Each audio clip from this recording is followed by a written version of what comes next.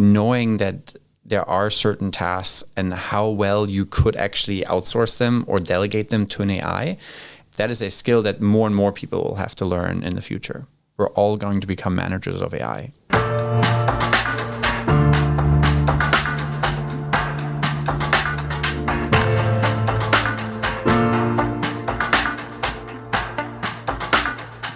Welcome to a brand new episode of our podcast, Human and AI, Minds, Machines, and the Gradient Descent. Thanks for tuning in to our geeky podcast, where we discuss the fascinating field of AI and machine learning, corporate craziness, passion for technology, and the role of humans.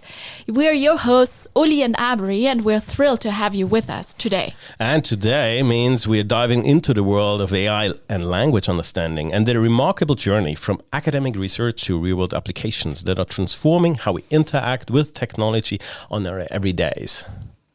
That's right, and we couldn't have a more perfect guest today to guide us through this conversation.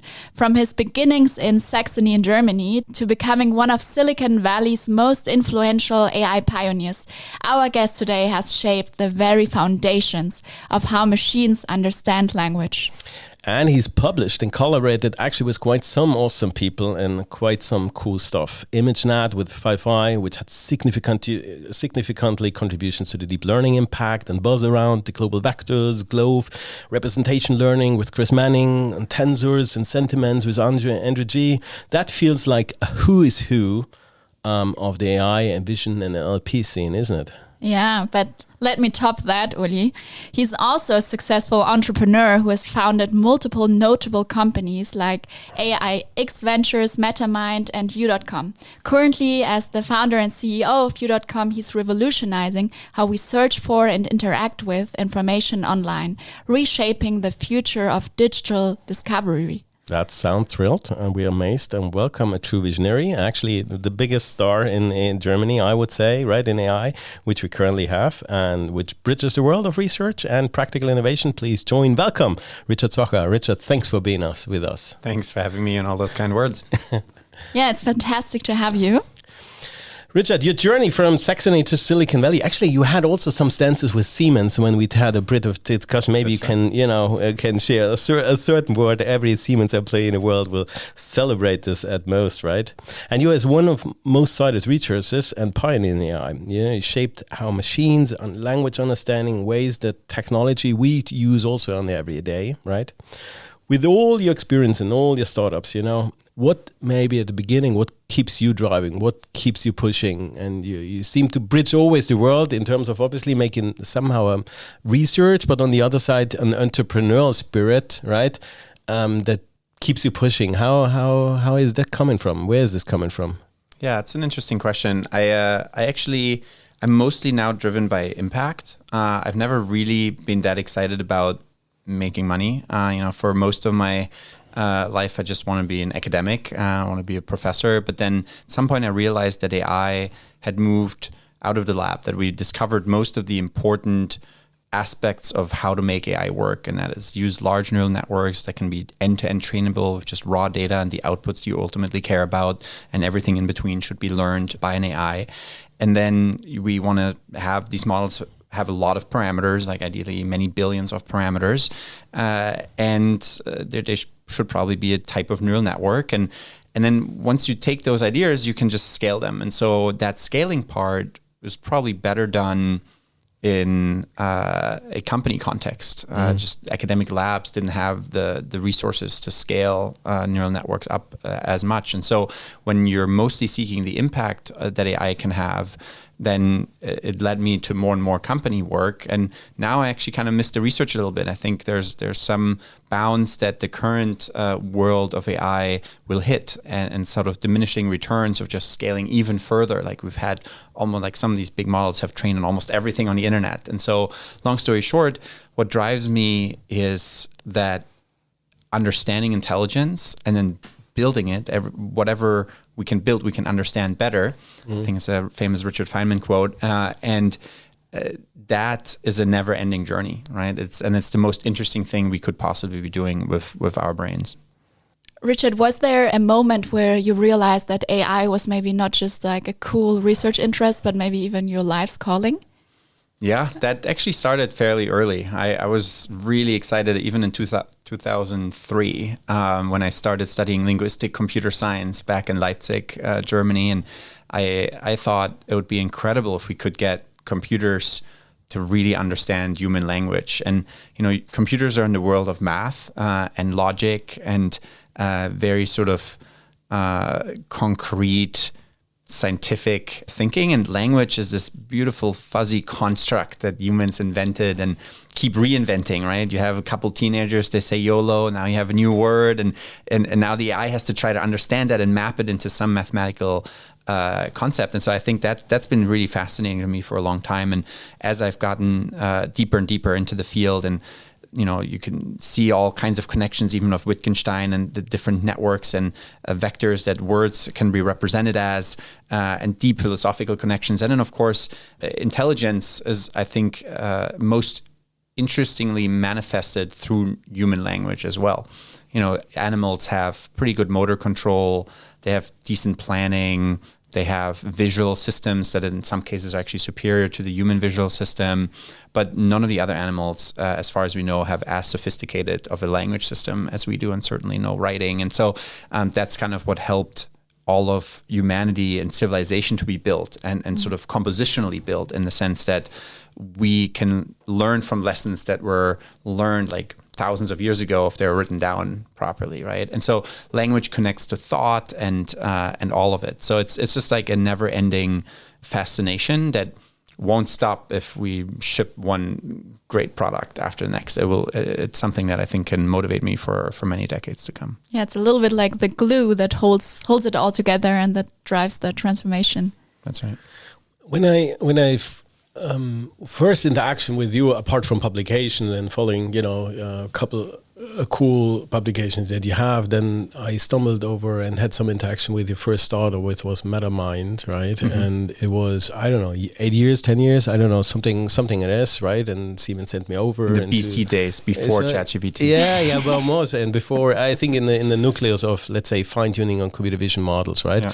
And then I read most recently in a bit of quote of you that is like every iteration in AI and technology innovations went to another level of abstraction. And that means, right, we implemented or coded in Pascal, or and then we ended up with Python, and we ended up and stuff like that. So and it reminded me on back in the days, vision you made accessible, right, to, let's say, non experts who knows about VGG and deep net stuff like that, but makes accessible in fine-tuning aspects. And the same paradigm you seem to shape, along the line of prompting, let's say, now interacting with large language transformer architectures and so like, large language models, basically. What's your view on prompting, actually? I heard a quote, and so like, you're considered as the godfather or the founder of prompting. Can you resonate on that a bit? Yeah, happy to. So to me, it's been really exciting to see the impact that word vectors could have, that we can pre-train on a large corpus, and then you can understand more easily sort of what words actually mean, and you can make them be represented usefully for other algorithms later. And so you have these interesting ideas that Tomasz Mikolov had found of like king, the vector of king minus man plus woman goes to queen, for example, right? And it's like sort of intuitive semantics were captured in a mathematical vector space, right? And that's a really neat insight. And it's just one of thousands of examples like that come from these word vectors. And so then you think, well, words are great, but we want to ideally learn good vector representation for entire sentences, because that's when words really become useful in a sentence. And so we did contextual vectors, and then we said, well, it's great if we can now incorporate a sentence, but we have all these different tasks in NLP. And we have, for each of the tasks, there's one subfield and thousands of professors and PhD students that work on that one task, like machine translation, translate English into French, or sentiment analysis, or summarization, or question answering. And they're different types of models, and they trained these different models individually. And so we thought, well, and this has been something I've been like passionate about now for over a decade, is it would be amazing if we trained all in one single neural network, and then we pre-trained that one, and it just keeps getting better and better and better. And so the idea of prompt we didn't call it prompt engineering, we just call it like asking a question. But the idea was that you could ask any question and you can ask that any of these questions to one single model. And you can just ask the model, what is the translation into French of that German sentence?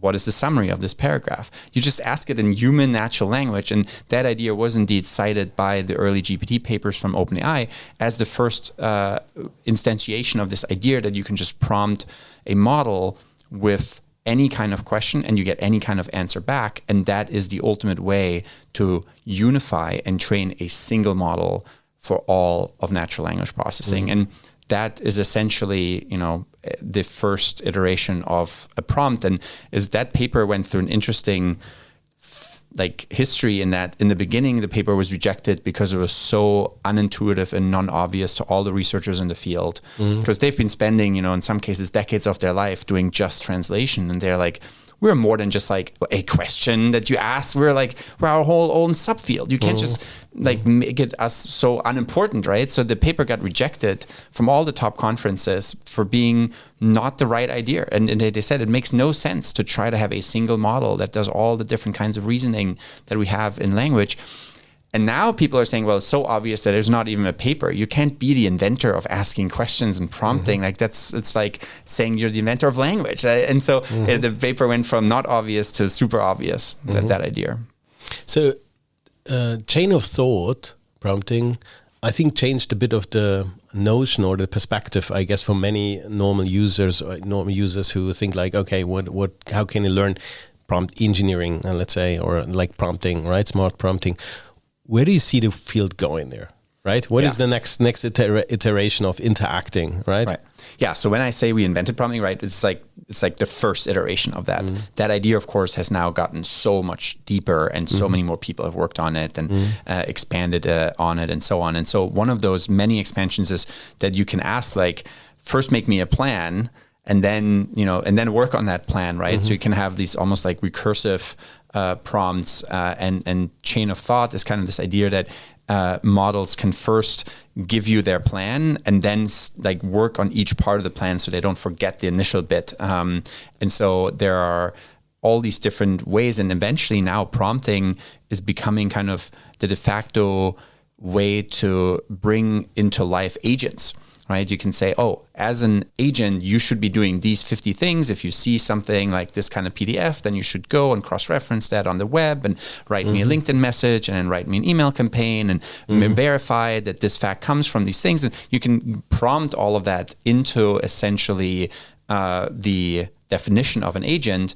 And now you can completely map processes in the world through that prompt. And so that's of course way beyond what we did in that first paper. And it's becoming a new skill. And you mentioned this sort of different levels of abstraction, but we all are going to interact and work at higher levels of abstraction, because you don't have to worry about the little details anymore. You can just say, this is how you generally should do this. But to delegate a task in very unambiguous, clear and clean language to either a human or an AI is actually non-trivial. And it's a skill that we're now having to train people. And we're seeing this at U.com too, where when we actually do these training and certification courses for all the employees, that's when we see huge uptake in the technology. And if you don't do that, maybe a 5 to 10% of the enthusiasts kind of starting to prompt and automate their workflows with agents only.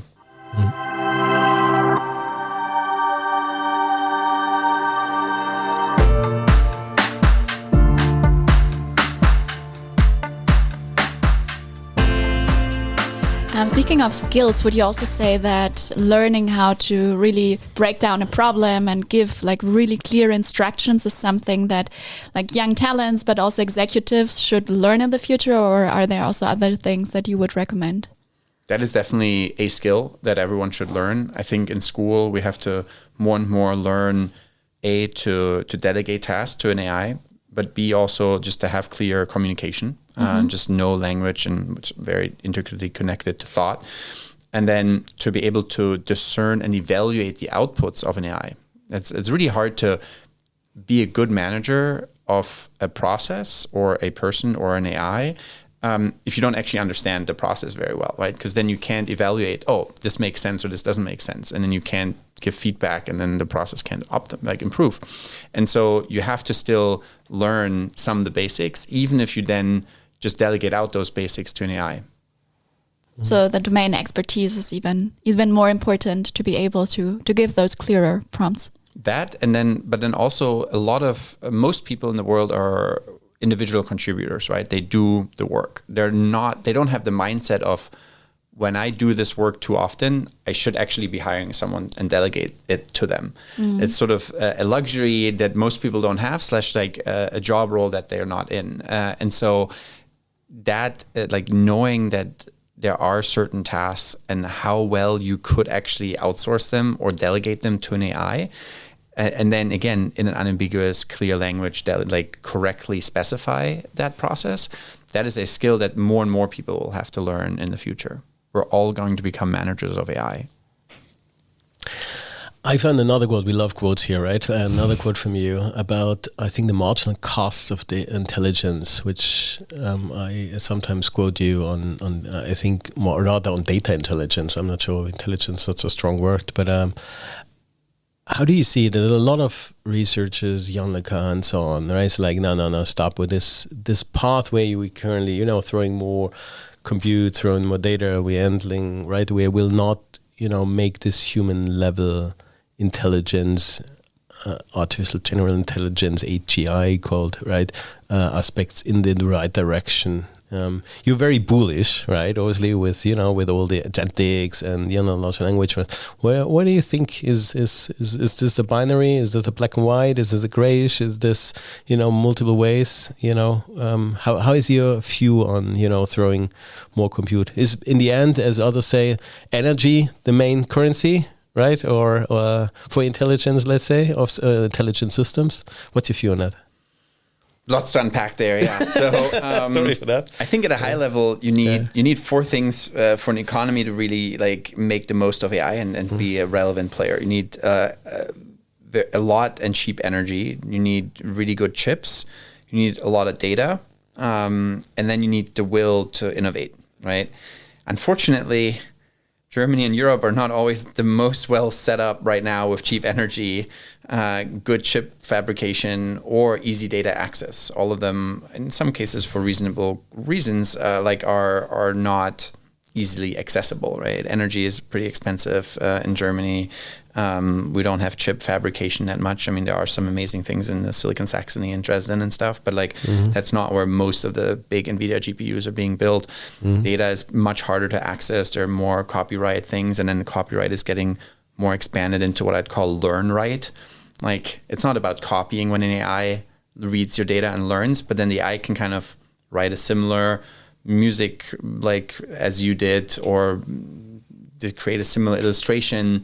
And so it's learned it. It hasn't really copied it, So you wouldn't want Monet to say, oh, if you paint an impressionist style, you're stealing my style, so you have to pay me some, money. Otherwise, we would have had no impressionism, right? But there's a lot of complexity there anyway. So a lot of regulation in Germany, and so at the same time, to get to another aspect of your question, yes, you do have to have more compute. And being compute constrained is hard, to then go above a certain level. But I think what Jan says is yes, you need some of that, but that's not all that you need. And I do think we're now in an area where we're going to start hitting diminishing returns. We already see pre-training, for instance, to not get us that much further. If you have, I think some of the top models probably have trained on almost all text they could find on the internet. You probably will need new texts all the time too, just to understand, what is the shoe talk, what do people say about this new product that is coming out, or a new politician that is now relevant because they just got elected president. So you need to update your word vectors, byte pair encodings, whatever, and these models with new facts all the time.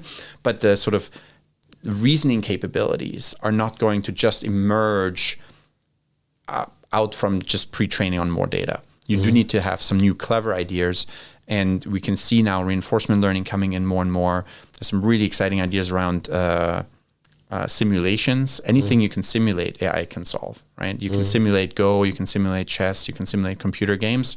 So obviously all three of those are going to be solved. Still like hard research to some degree, but it was never very surprising to me that we could eventually beat chess or Go, because you can just infinitely many times play the AI, have the AI play against itself, and it knows every time this is a valid state and this is better than the previous one, and I won this game. And so once you know those things and you can train that, then you can solve that. Where is that also the case? This verification capability in math and programming. So math and programming are also going to get massively disrupted next with AI, because we can verify that it works. The computer program runs and it's doing the thing we're hoping it would do.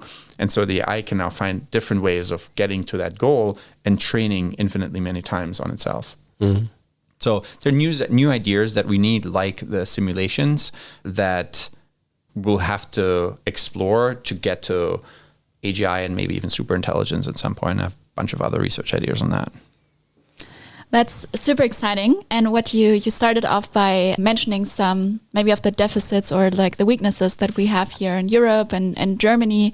But maybe if we flip the coin and have a different perspective on it, where do you see could Europe and Germany really excel to become a serious player in this AI race? I think the biggest one would be to combine the strength of Germany in manufacturing and the natural sciences, like physics, chemistry, and biology, especially in pharmacology and medicine, and combine those with AI. I think that is the best shot that Europe has, I think, and Germany in particular. I think it's very hard to just try to recreate all the digital magic that's happened. You have to think like, what's the next step also in terms of the research. And so you can't ignore the digital world either, right? So it has to be a player there as well, but it's hard to lead the world in it, because that's just so much already been done in that. What's your view then on release open source and closed source, right? There's obviously Europe suffers quite from not the bigger invests. So we do have, in France maybe, or in UK also some parts are like Alpha, right? We have Mistral, certain kinds of players, right? From somehow the contribution from Meta, let's say, is amazing on the open source world, at least, on these kinds of aspects. How do you see is this continuing, or what if these gigantic hyperscaler are not releasing the models? I think the entire research, would pause for certain kinds of things. How do you see the mixture between closed and open source of large language models? I'm a huge fan of open source. I think it's great. It's certainly a huge benefit to humanity to have these open source models. And it allows academia also to be relevant again. And indeed, it distributes a lot of the value that these models create more easily. And it helps Europe also in many ways, right, to catch up.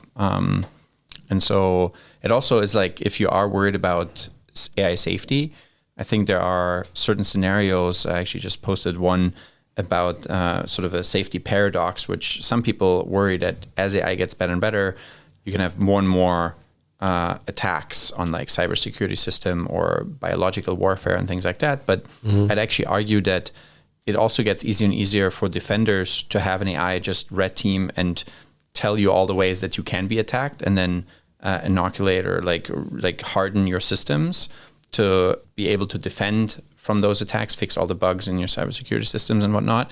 And then if the marginal cost of intelligence keeps going down the way it does, then eventually you can actually maybe get to all the different ways that your system might get hacked or broken or attacked. And so I think that's actually a benefit. And so if the best models are open source, then it makes it much more likely you can predict also the various attacks that could come from these kinds of models. And anyway, so I think it's a great thing for humanity to have all that knowledge be publicly available. And in your current venture, you.com, you're betting pretty bullish about, making large language models, abstracting, let's say, or to give it an interface to a plethora of agents, right? And plethora of models very fastly. As in released, you already, you spit it out almost immediately, actually, in there. So isn't that are you aiming to build your own model and coming up with that, or is this meta orchestration along this capabilities integration the part where you say like this is the USP more with you.com?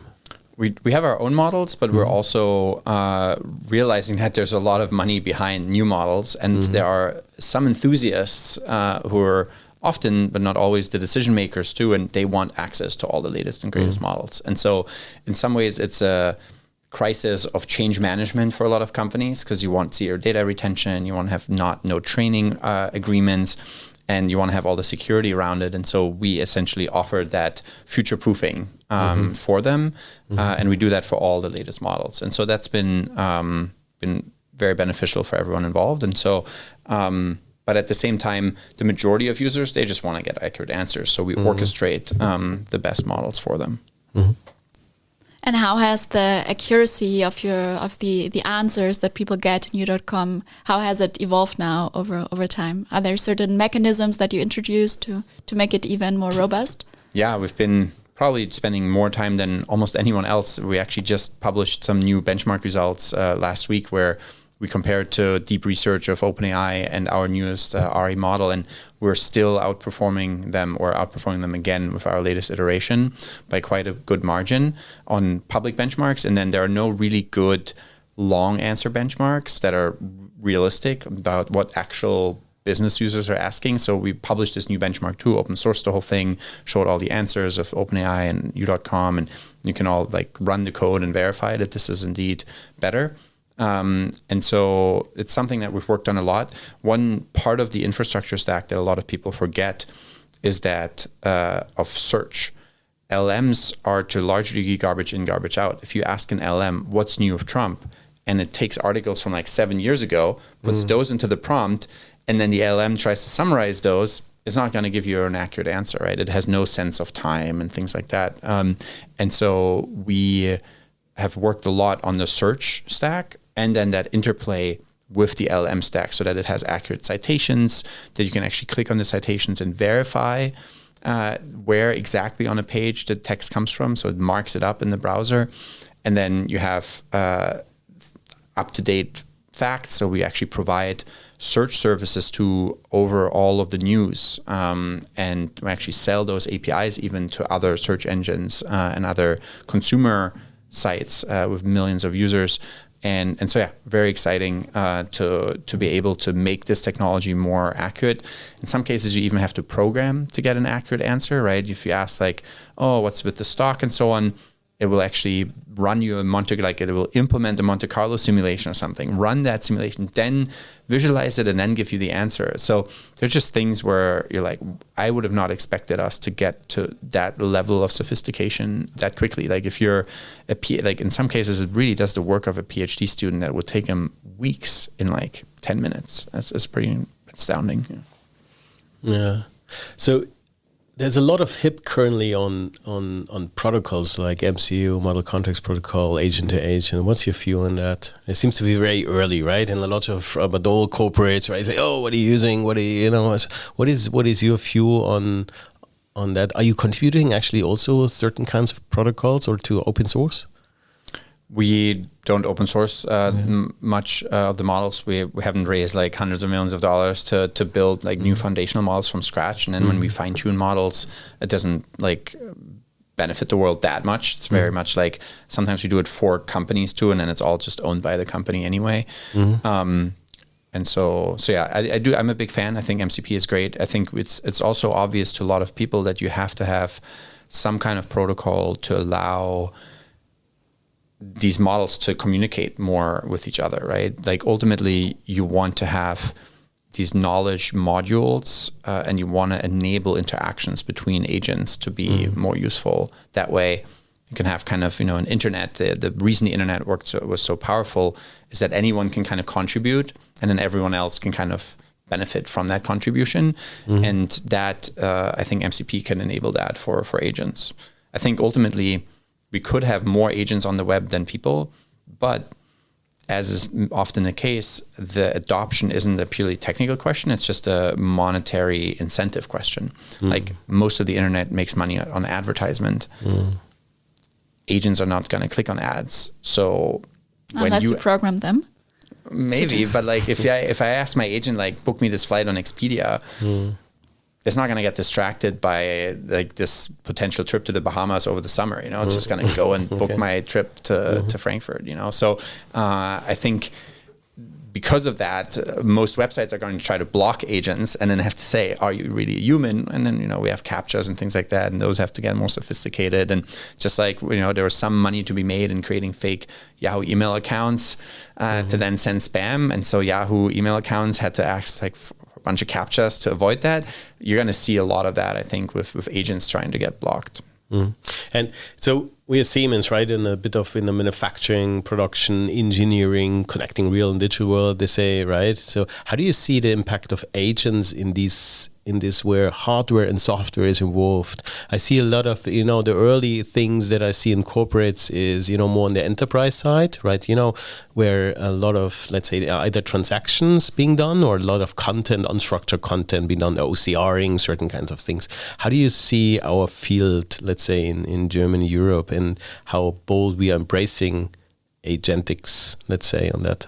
Yeah, I do actually think that once all the low-hanging fruit have been picked for digital automation, then the next big thing is more and more physical automation. And we're already seeing like a huge amount of interest and excitement around humanoid robots. And you may argue that humanoid robots don't really make sense because a lot of times when you have a process that you want to repeat many, many times, you could actually build a more custom form factor for that process, right? Like, let's say you're in agriculture, no one would say, oh, let's have like 20 robots hunch over and pluck weeds instead of having one tractor with like a bunch of lasers and like 1,000 arms and just like wheels, like go over that field, right? And so at the same time, a lot of spaces are made for humans, and so it could be helpful to have a form factor that is like humans, and then, you know, it could clean your apartment or something. Now, the problem there is that no one's really collecting a lot of training data for all the different apartments and how they work. And so what's powerful for Siemens is you can actually often restrict the environment. Like in warehouses, like Amazon's already massively using robots everywhere in logistics because they have full control over the warehouse, and hence they can constrain it, and hence they can make the robots be much, much more autonomous inside those constrained environments. Roads are somewhat constrained environments too, so self-driving cars were very expensive. Took Google, you know, many billions of dollars, but they have been able to accomplish it now, and like self-driving cars are a reality in like many parts of the Bay Area and other cities now, and it's getting rolled out to more places. We should be seeing more and more autonomous factories in Germany and the world, and it's just a question of what's the efficiency gain? How much can you automate? How expensive was it to do certain things with or without AI? And then how sophisticated will the AI eventually get? And then, of course, there are like hard, just physical robotics and engineering problems too. It's like if you have a robot that can do a task, but then sometimes the robot breaks down. Now you have to get a really expensive like repair technician there. But the job that the robot was doing was a very cheap job. You know, it's like same with like cleaning my house. Like it's not that expensive to have my house cleaned. So that robot, you know, if it costs like $200,000, that's many, many years of my current like human house cleaning team, like cleaning the house before it makes financial sense to get it. So then it's just a matter of like, can you reduce the cost of all the robotics and the maintenance and all of that? So, but I think it's an interesting and exciting thing, and it's something we've seen often, right? Like there are various ideas before the iPhone for like smartphones and stuff. And but once you really hit a certain scale, then technology is an incredible equalizer. It really makes, and this is why I'm surprised, like a lot of countries like Germany that have strong social systems don't love the technology more, because if you can see technology really getting deep into a field, then eventually a billionaire and a middle-class teenager will use the same iPhone every day. It's kind of astounding when you think about it, right? Like, and then, you know, now you can think about what are all the other goods and services that billionaires have access to that are bottlenecked on intelligence in terms of their cost. And then we can realize like we can all have those, like a personal tutor for your kids, a personal healthcare team that will look at all your biomarkers and blood markers and like will give you like all the latest research to help you in your particular case improve your health, or a personal assistant. Thanks to AI, we can eventually all have access to those kinds of goods and services that are currently only accessible to really wealthy people. And that makes incredible for, like, it just makes our lives better. You know, of course, there are also like the job landscape is going to change from that. Just like we now anyone, anywhere, even in like the poorest countries of Africa, can afford t-shirts. Like fancy shirts used to cost a lot of money. And then weaving machines took away the jobs of manual weavers, and then the price of a t-shirt went way, way down, right? And so now we all appreciate that anyone can like afford a t-shirt and doesn't have to walk around in rags. That picks up the quote we say, like, you know, marginal cost of intelligence. Is that accessibility again on democratization? Exactly. Oh, we're not affording a rocket because it seems to be every billionaire wants to have now a rocket somewhere. Is it? Yeah, but we certainly had a rocket start into this podcast. But Richard, so do you believe that AI or the democratization of AI is actually bringing society even closer together by opening doors for anyone and everyone to have access to intelligence in a way? It can. There's a lot of research actually that AI does. Like, there's now a new meta study that just came out a couple of days ago actually that does show that AI ultimately can improve student outcomes. Like, kids learn better with AI. It's basically a tutor that has infinite patience to explain like topics to you and stuff. At the same time, if you use it incorrectly, it can basically get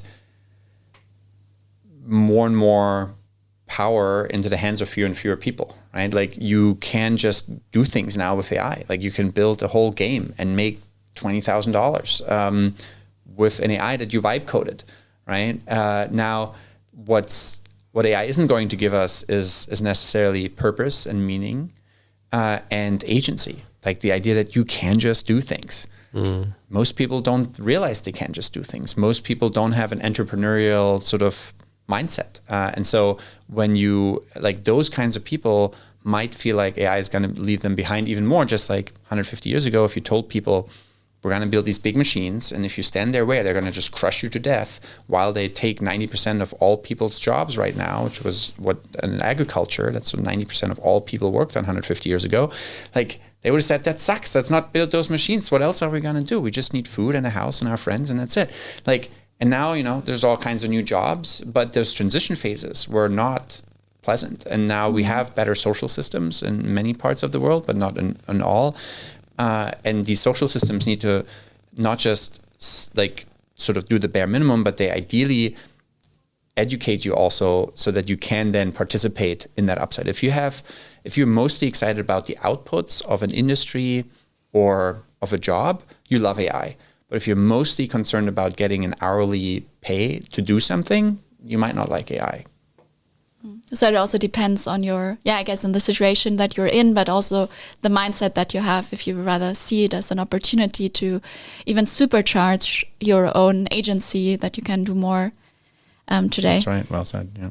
Yeah. What about ethics? So we see that more and more people are getting access to AI. AI is everywhere. It's somehow part of every solution somehow, and it's like woven more and more into our society. So how do we make sure AI is being used in a responsible way, and how, like, what's your view on that? In less than 5 minutes, like, I could talk probably for hours, because so podcast 2.0. Yeah, exactly.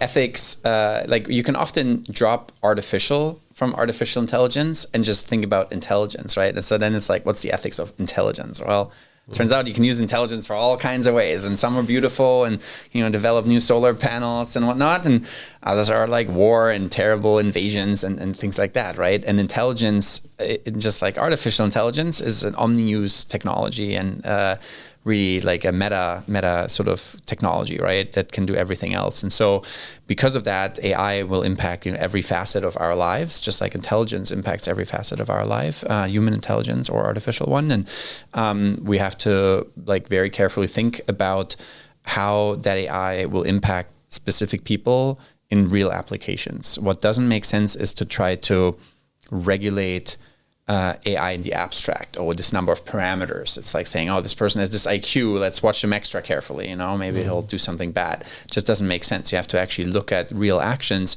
and then you have to just regulate real applications as they touch human lives. And the bigger that impact on human lives could be, the more stringently they have to be like watched out for and regulated also. So I don't want every self-driving car startup to just be allowed to go as fast as their car can go autonomously on the Autobahn, right? Like you want to like get proper certifications before self-driving cars are like let out on the road. Should you make it so hard that no one ever wants to release their self-driving car in Germany? Maybe not, right? But there should definitely be regulation. Same in medicine, right? Like AI will discover all kinds of new drugs and medications. There should be a clear process on how you can, you know, get those approved for human use. And there's actually a ton of beautiful applications in biology and generally the sciences, physics, chemistry, biology, where we can build new catalysts, we can build new proteins, we can build new antibodies and drugs overall, new molecules that can cure people. And that's actually one of the few industries where most people have an intuitive understanding that the outcome of drug development is not in more jobs, but it's in actually healthier people. Like the outcome of the drug, like we just want cheap, good, efficient medications to cure cancer and viruses and all of that. And so that's, but in most other industries, people don't have that intuitive understanding of like, it's about the outputs, not the inputs and the number of people in the role. So anyway, lots of other things we could talk about in ethics, right? There's sort of the ethics we touched upon briefly on copyright and learn right and how that's connected. There's of course also the ethics of what can be said with models, and then it sort of becomes a sort of freedom of speech question too. And different countries answer that differently depending on what the populations of those countries, you know, kind of put in place in terms of their politics, and becomes like a deeply sort of cultural, philosophical question of like, how open do you want communication to be? We're coming slowly to actually an ending, a bit of the aspects. But if you look now in the picture, right, there's Kurzweil says like, I don't know, was it 2029, something like that, where AGI is arriving, right? Where if you prospect now, it's the next 3-5 years. What do you expect? What do you expect that we need to prepare ourselves? Maybe also with a glimpse a bit of on the German, maybe European companies, automotive, manufacture, productions. What can we expect? And what if maybe also the individual can expect as a personal? What is the crystal ball saying, Richard? The future is already here. It's just not equally distributed. All right. Oh, shit. Okay. Is already true and will continue to be true, right? Like at u.com, we've had people building agents for over a year now.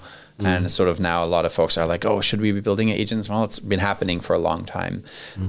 A lot of the research that is now being scaled up has been, published a long time ago. It's already been out in the public domain, but people haven't really picked it up. And so we see this still, like there's still some spots in Germany and even the US that have no proper like internet and good reception, right? And so I think that will also be true for AI. I think we're going to see some groups of humanity that will just say, we don't want anymore. Just like you can go to like a beautiful Greek island somewhere in the Mediterranean and people are like, we don't need like fancy, some people don't even need electricity, right? And just like you can live in a very simple life. And I think you see sort of different parts of humanity wanting to be stuck at different parts of history. Some are okay living on an island with no industry and technology at all.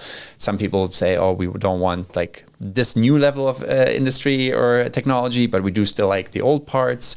And then others will just charge ahead. And so I think in the next 3 to 5 years, you'll have countries like China and Singapore, now more and more in the Middle East too, and certainly many parts of the US. But you also have to remember that the United States are much more akin to like the European Union than to any specific single country, right? The United States are a very diverse country of many different people and different geographies and everything. And some people, they're also like the good old days and, like cowboy stuff and you're still on horses and such. And there's Silicon Valley and it's a very different world out there. And so in terms of the very cutting edge of those 3 to 5 years, we will see more and more people and organizations and countries embrace AI and hence get massively more productive. Like we already have customers, including German customers like Wort- und Bildverlag, WBV, Hanse Merkur, Deutsche Presseagentur, DPA, and several other like insurance companies we're now talking to that are seeing like actual like 3